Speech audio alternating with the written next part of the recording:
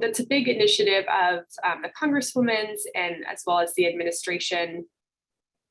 So it's been a major component of the two infrastructure bills that are working their way through the process right now. First, we have the Infrastructure Investment and Jobs Act, also known as the Bipartisan Infrastructure Deal, that is law now. So that was signed into law, passed on a bipartisan basis through the House and the Senate.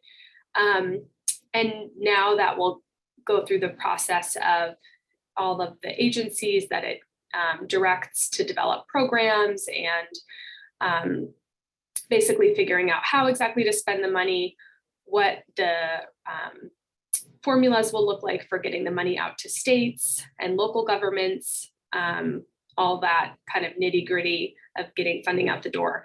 So a couple more months until that we see that come into effect, but a couple really exciting provisions in there that I'll get into. And then also the Build Back Better Act is passed by the House, but is awaiting passage by the Senate. So that will be a little bit longer. I think they're aiming for passing it before Christmas, but we'll see if there's some significant changes to that based on what happens in Senate deliberations, but I'll give you what we know now. So currently, if for EV consumers, there's a tax credit from your federal income taxes.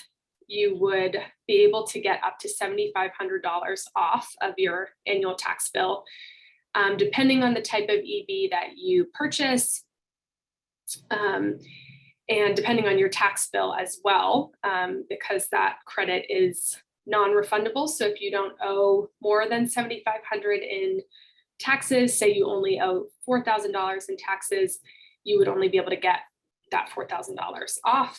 You're not going to get a check from the government for the remainder. And also there's some limitations with that tax credit because of some baked in regulations when that was first passed that caps it at, I think, 200,000 vehicles sold. So if you buy from a certain car manufacturer that has already sold 200,000 units of electric vehicles, you're not going to get that tax credit. So a couple updates to that federal tax credit are included in the Build Back Better Act and likely to stay in there in some form. The Senate might make some changes to the income limits and thresholds, but there's pretty good appetite for keeping the tax credit expansion in the bill, I would say. And it's just going to be important to get that the barrier to consumer behavior lower, just give a little incentive at the point of sale for folks to make that change.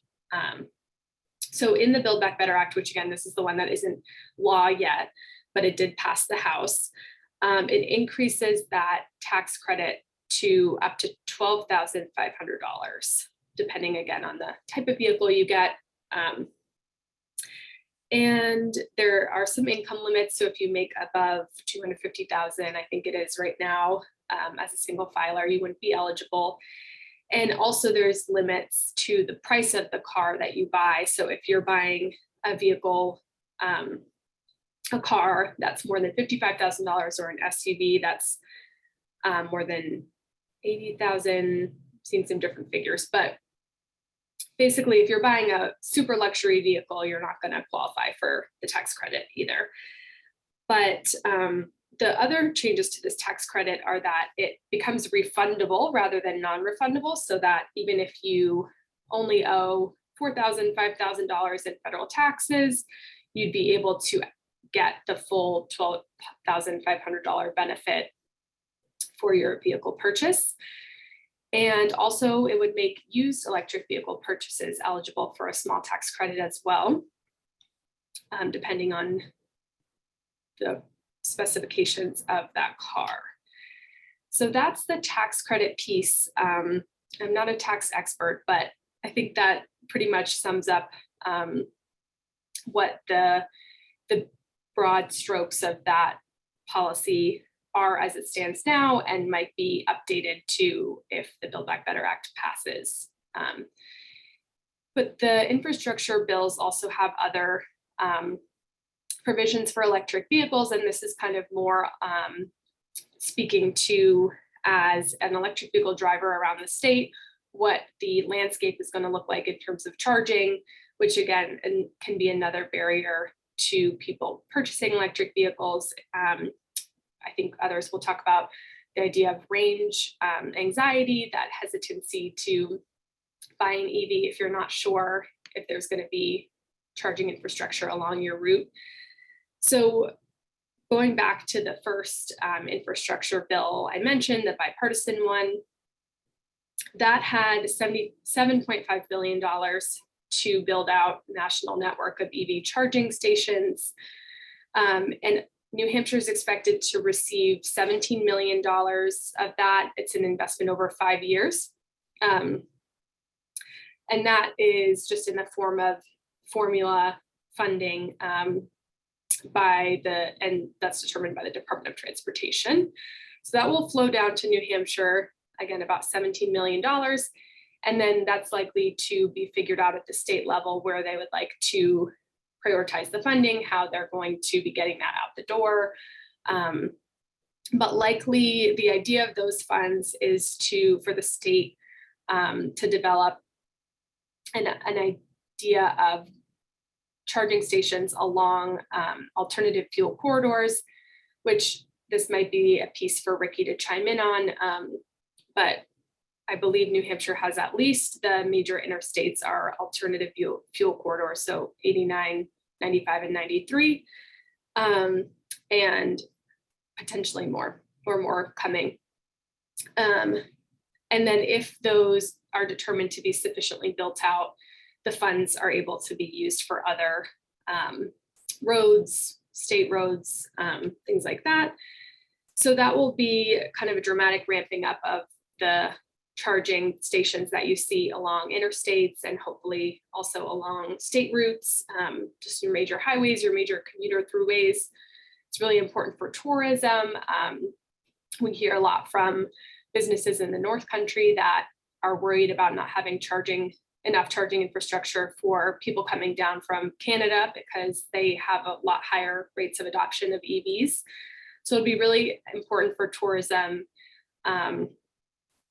as well as carbon emissions. So good economic development piece there as well. And then for anyone who's wondering how the state actually gets that funding out the door, I'm not entirely an expert, but it could potentially be a public-private partnership, some kind of arrangement like that. The private sector can play a role in helping us build out this infrastructure.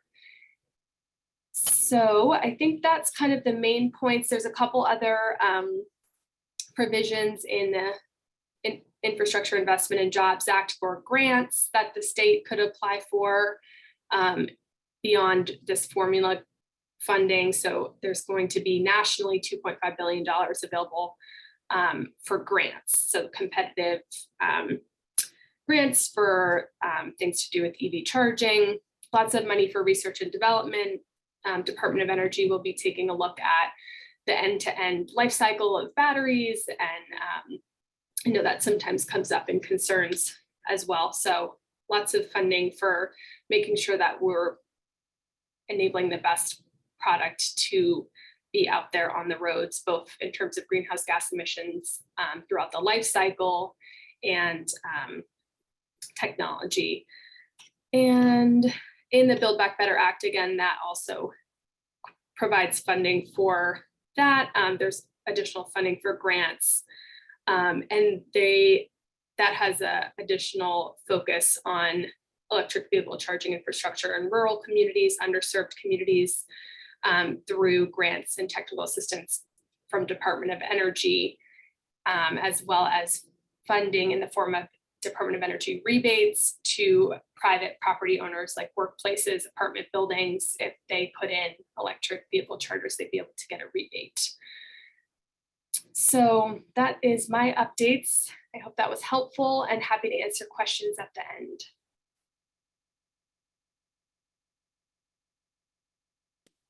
Thank you, Heather. That's very helpful. We're now going to move on to Charlotte. We're now going to move on to Heather.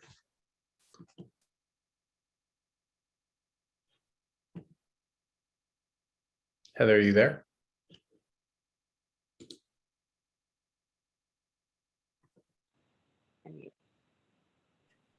Hello, are you there? Yes, can hear you now. Okay, great. Okay. I'm on my headset, but I'm on my headset, but my computer is too. So hopefully there's no echo. Nope, that's good. Would you like me to present anything for you? I was going to share my screen. I do have a presentation, if that would be all right. Yeah. Great.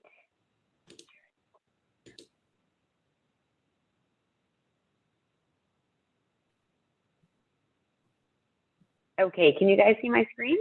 Yes, looks great. Awesome. Okay, fantastic. All right. So my name is Heather Tebbets, and I am the manager of rates and regulatory affairs for Liberty Utilities in New Hampshire. And, we had proposed an electric vehicle charging rate in our last rate case back in 2019, and it was approved in 2020. And so we have an electric vehicle charging rate for our residential customers.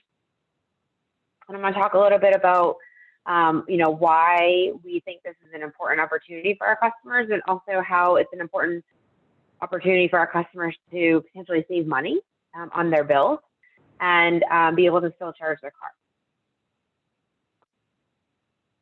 So what are time of use rates? I think that's really an important aspect of this when we talk about EV charging, because we right now, if you were to go purchase an EV and charge it at home, whether you purchase a home charging station or just plugged it in, as Josh had talked about different opportunities for ways to plug in, you will just be paying the fixed kilowatt hour rate every time you plug in. Doesn't matter what time of day you plug in. And for some people, that's okay. And for others, they say, wait, is there an opportunity if I were to charge at a different time of day, get a benefit of a lower rate to do that? And so the company came up with our electric vehicle time of use charging rate. And that rate is based on the time of day that customers are actually using electricity. So we did a cost study to say, okay, what hours of the day would it be most expensive for the company or even the customer, and I'll get into the rates in a minute, to charge those vehicles. And the determination of that comes from a few things. So the first piece of it is how much on one component of your bill is that distribution rate charge that you see on your bill. And that's really what the company's costs are to serve you. You then have the transmission cost, which that charge is really what the cost is for ISO New England to serve everybody. And when I see that, there are transmission owners, and for those of you who are unsure between the difference between distribution transmission, the transmission lines are those really high, tall, high voltage lines that you see along 93 and even 95 and other areas, Everett Turnpike. So those are your transmission lines, and those costs are very expensive to serve. And so those really determine as well which costs are going to be included in your time of use rates. Distribution lines, which is what we serve and we own, are the lines that you see through the streets. So when we talk about these time of use rates, as I mentioned, there's a few components. And we want it to be cost-based because the benefit to our grid is identifying those hours in which customers are using the most electricity. And I have here how our rates are broken down. So you can see that we do have a summer period and a winter period. And the reason for that is because it's a couple components here. I mentioned transmission. It is most expensive to serve our customers in the summertime for transmission. And that is because ISO New England has set its rates based on when New England actually has the most usage. And that most usage happens in the summertime. So your transmission rate is going to be very high in the summer between these periods. And we'll talk about the periods in a minute. And the lowest in the winter because New England does not have its highest amount of usage in the winter. It's still high, but it's just not at its highest period. So that's why we have seasonal rates, to address when those costs are being incurred, either by the utilities, or it could be that transmission owner, or it could be that generator. So we have off-peak and on-peak and critical peak rates. And you say, what's the purpose of that? Well, as I mentioned, we want to be able to give price signals to customers based on what those rates are based on that time of the day. And these price signals really help a customer make decisions on when they're going to charge. Now, you may have to go home and charge at a certain time because you need to use your vehicle, and there's nothing wrong with that. But if you have an opportunity to program your car to charge after 8 o'clock, we'll say every night, in the off-peak period, then you're actually going to be able to save a significant amount of money on that charging by signing up and taking this rate from Liberty. A little bit about the rates. As I mentioned, we have off-peak and on-peak and critical peak. The critical peak hours are the most expensive hours. Those are from 3 to 8 p.m. Monday through Friday, not on holidays. And then you have the on-peak period, which is 8 a.m. to 8 p.m. on the weekends and holidays. And you also have the 8 a.m. to 3 p.m. during the week. And then 8 p.m. to 8 a.m. all days is off-peak. Okay, so 2 periods on the weekends, 3 periods during the week. Those hours don't change, whether it be summer or winter. It's just the rates that would change. So I just mentioned, about the rates. Now, what are the benefits of taking an EV time of use charging rate? You say, well, as I mentioned, you can charge at very low off-peak rates, and it's much lower than the fixed rate. So an example would be our fixed rate right now is 18.7 cents a kilowatt hour. Our off-peak rate is about 12.5 cents. So it's about 6 cents a kilowatt hour savings, so a third. And that is our rate from November through April. And our off-peak rate in the summertime, to give you an idea, was actually 8 cents. And so you can see it's over almost 10.5 cents difference in the summertime to charge your car if you were to take the off-peak rate. So for people who are looking to save money on the charging aspect of this, excuse me, and also, promote greener, lower emissions, etc., this translates into that. And the reason why these rates translate into that is because, as I mentioned, it's very expensive to serve customers in those high price periods at critical peak hours. And that just means that more generating plants have to come online. And those plants are most likely going to be burning natural gas. And as summertime, moves along and we have higher demand, you're going to be now getting into other types of carbon fuels in order to fuel those power plants. If you have solar at your home, you can also utilize this rate. You couldn't export any of the power from your car as you can for your solar panels, but you could utilize your solar to charge it. And you can still take advantage of net metering if you wanted to. An example would be in the summertime, you're gonna export those extra kilowatt hours from your solar panels at a portion of this, call it 14 cents probably, and you still get to charge your car overnight at, we'll say, 12 or 8 cents. So if you have solar, you still have a huge benefit of taking a time of use rate to charge your car. And as I mentioned as well, it puts less stress on the grid. And so right now, it's expensive to make major upgrades to the grid to accommodate more capacity and accommodate more usage from customers, especially as these more vehicles are coming onto the grid. And if we can utilize the power overnight, then we can then also reduce what kinds of power plants are online, right? So nuclear is going to be your first option of providing power. And then beyond that, you're going to go to the natural gas system. So and wind, if we have wind out there, certainly we can't use solar during the evening.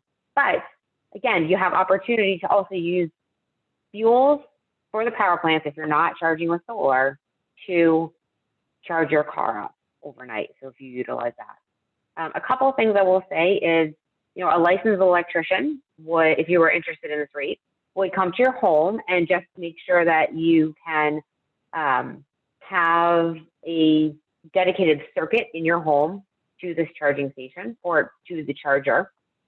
You don't necessarily need to have a charging station in your home. Certainly you could just have what I like to say is a dryer outlet type of plug to be installed by your electrician, and you can still take this rate. You still would need a dedicated circuit because we do have a special meter that would go on your home. You have a second meter installed.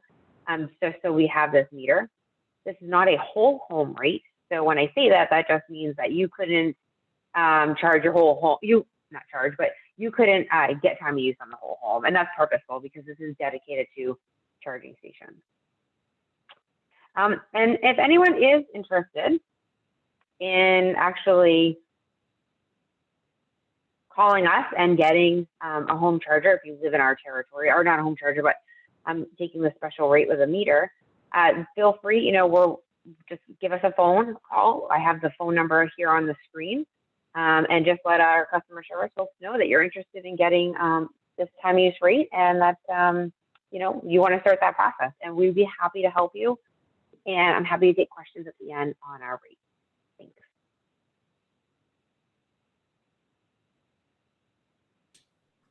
Thank you, Heather. We have one comment in the chat about Volkswagen DC fast charging in Keene, which we can answer after everyone has presented. Again, if you have any questions or comments, please put them in the question or chat box at the bottom, and we will answer them at the end of the presentation.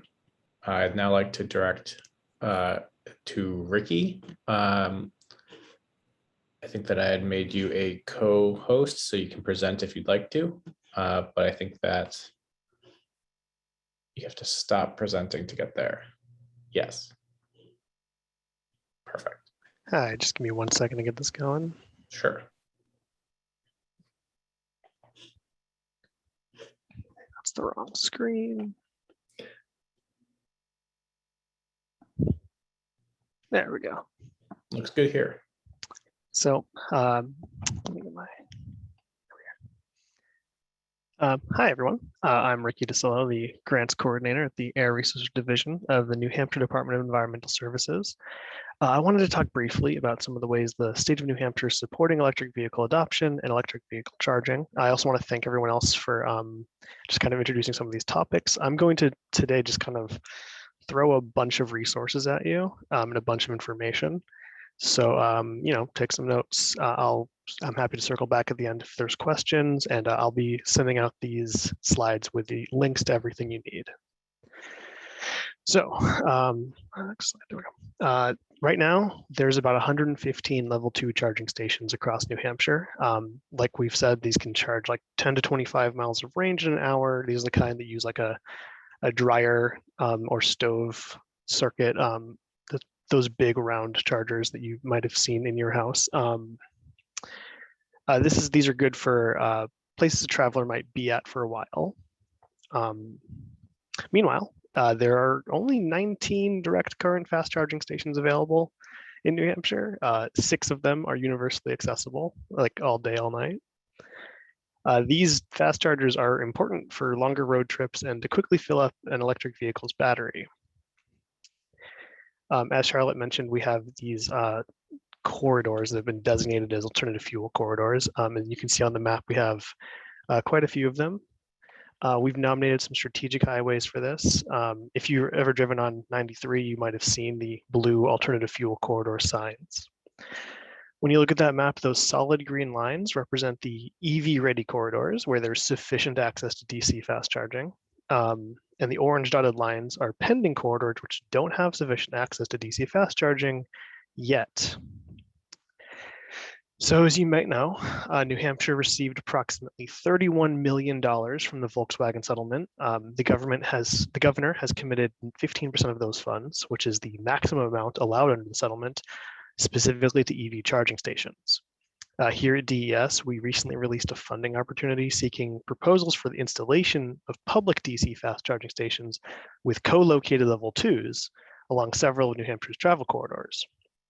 You can find all of this details in the request for proposals on our website, but I just want to give you some quick information.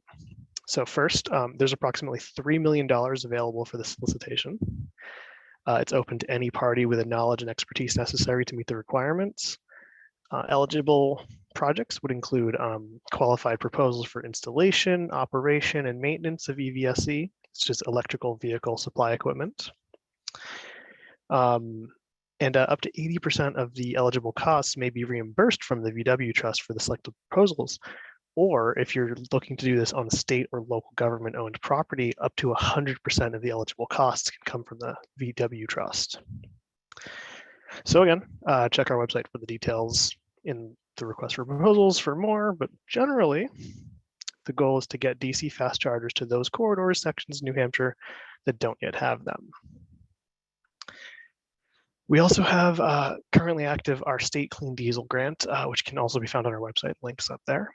The state clean diesel grant is funded through federal funds through the Environmental Protection Agency.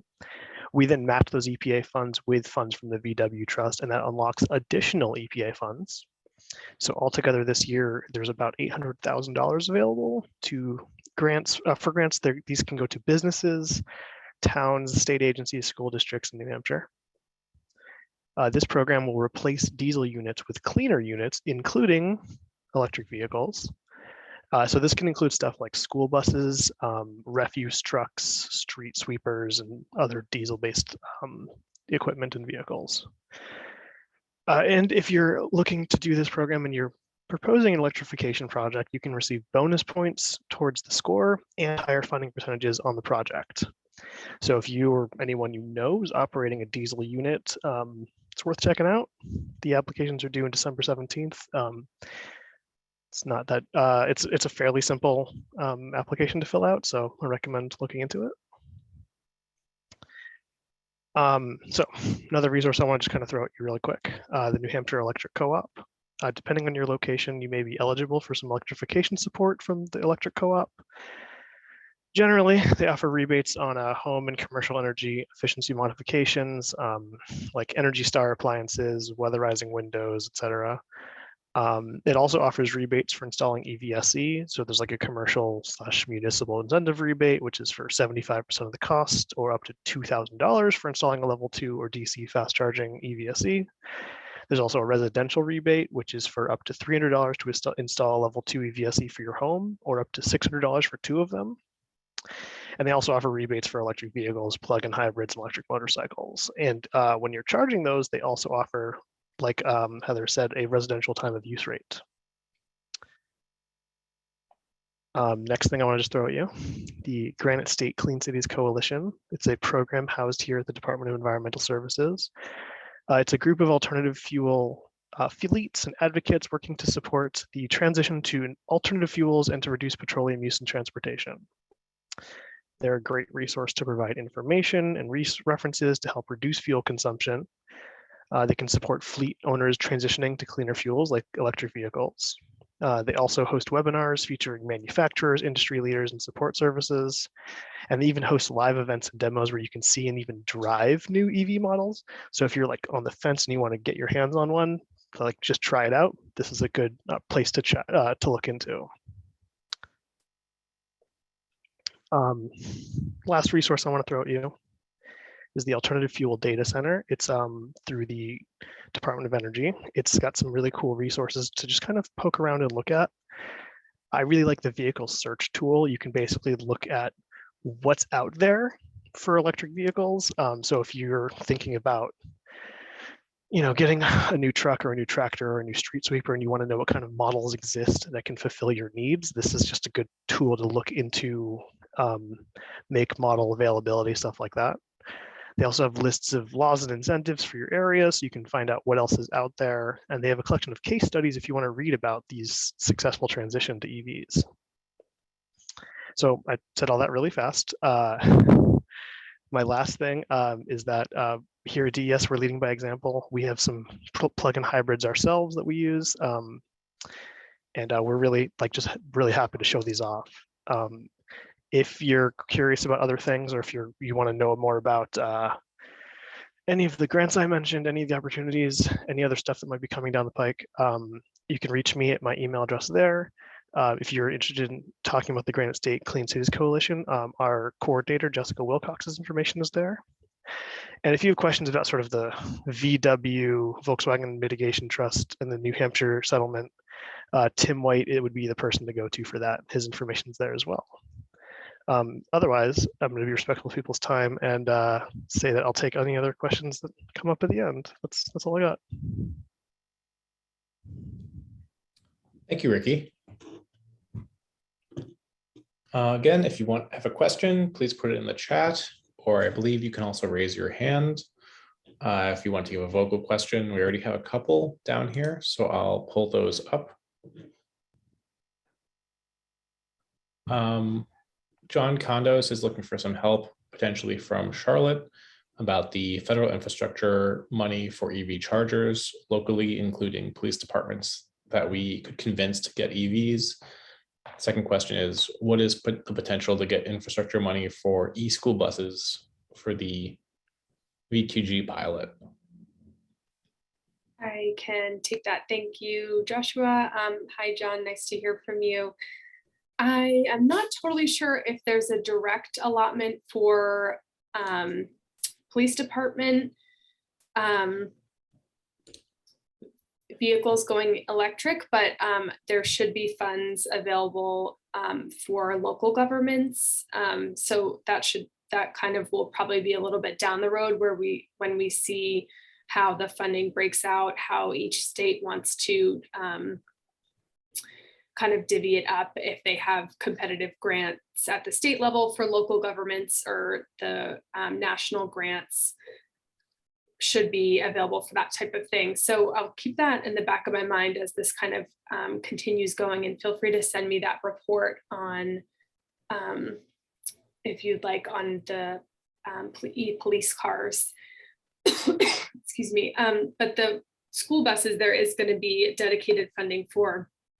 There should be $5 billion total for electric school buses over the next 5 years, and that's going through EPA. So it's kind of funny how the funding breaks out. Some is going through Department of Transportation, some through energy. This one, I think, because of the clean air component, is going through EPA. And they have an existing grant program that a lot of communities in New England have had luck with applying for a grant from EPA to replace school buses with electric. So I can send you that page, and I think that probably is the pot of funding that's going to be significantly increased with the infrastructure, and then they'll be able to fund even more projects. So their funding window is closed for 2021. They sent out the awards already, but they should be opening. It looks like they opened it in the request for applications in January 2021 last year. So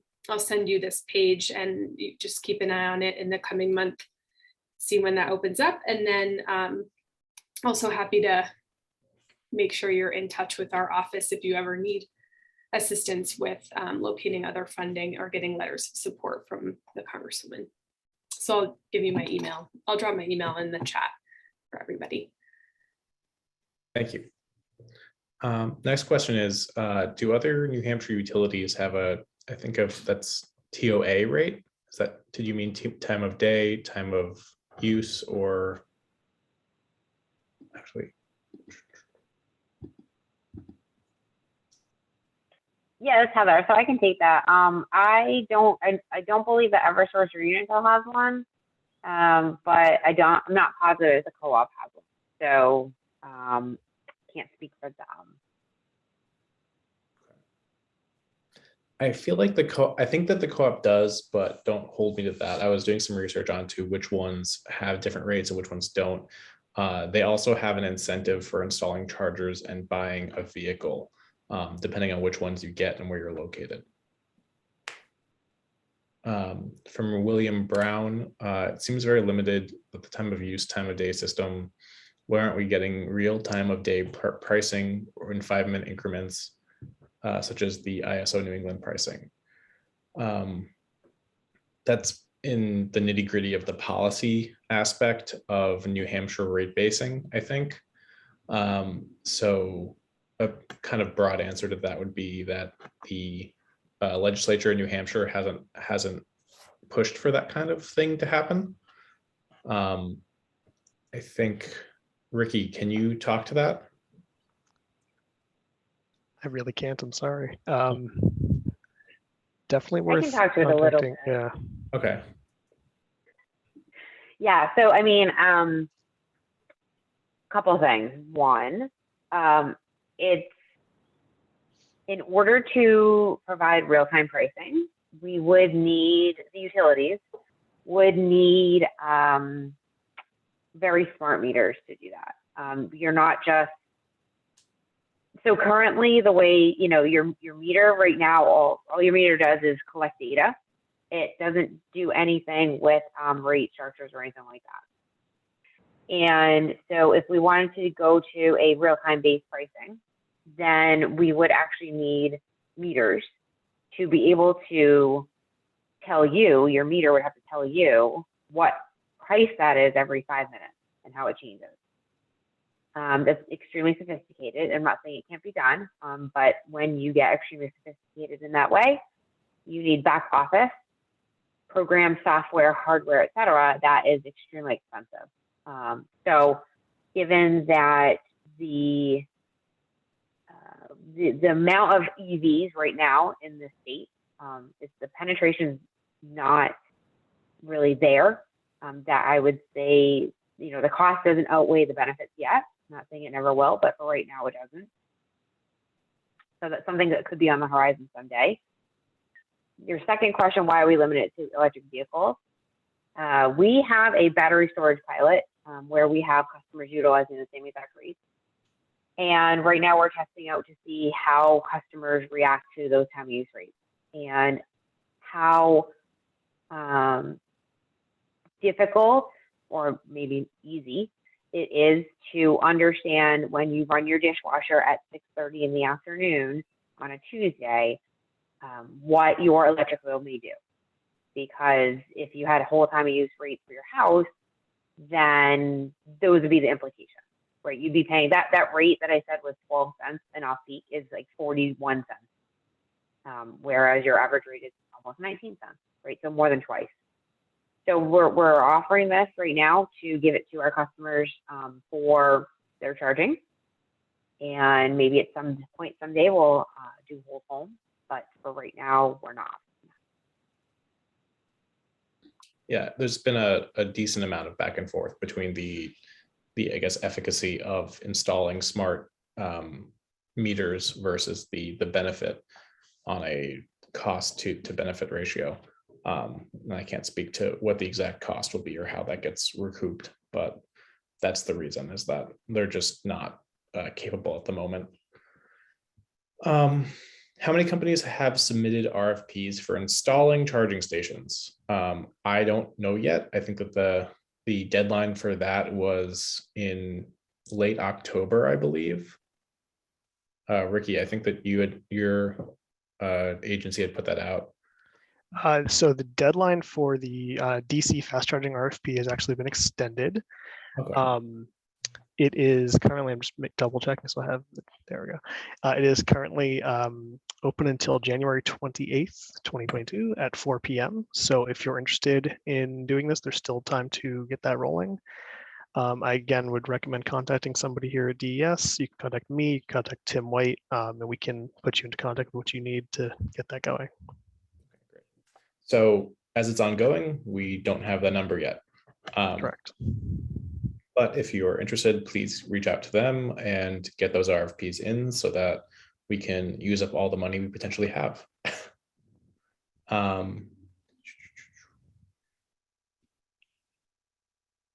Do you have a link to the charging station specifications, level 1, level 2 installation checklist?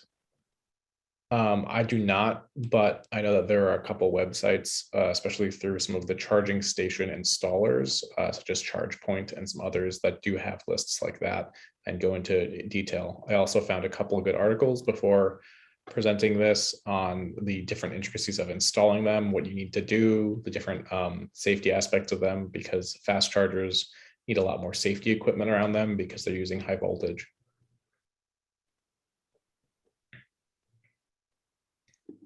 One more question. Actually, no, that's not a question. Okay.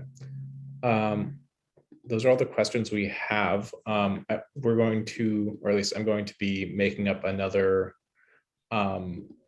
presentation on electric vehicles that's going to be more in depth on how they work, maybe more on how more corporations, organizations can get into these, maybe municipalities for electric vehicle, municipal vehicles, and what the things that go into those.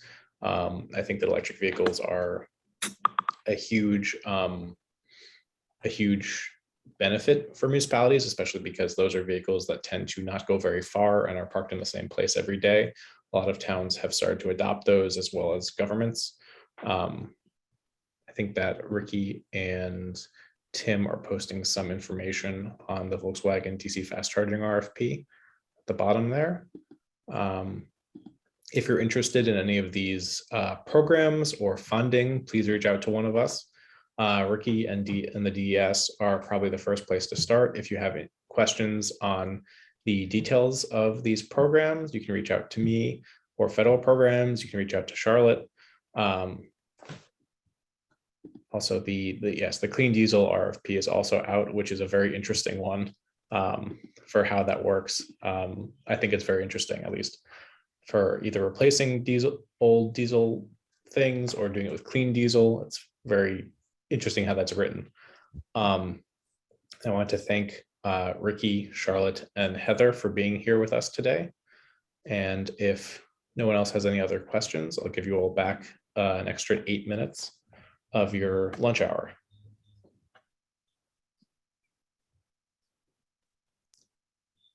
All right. Thank you all for being here today, and have a great week. Thanks, everyone.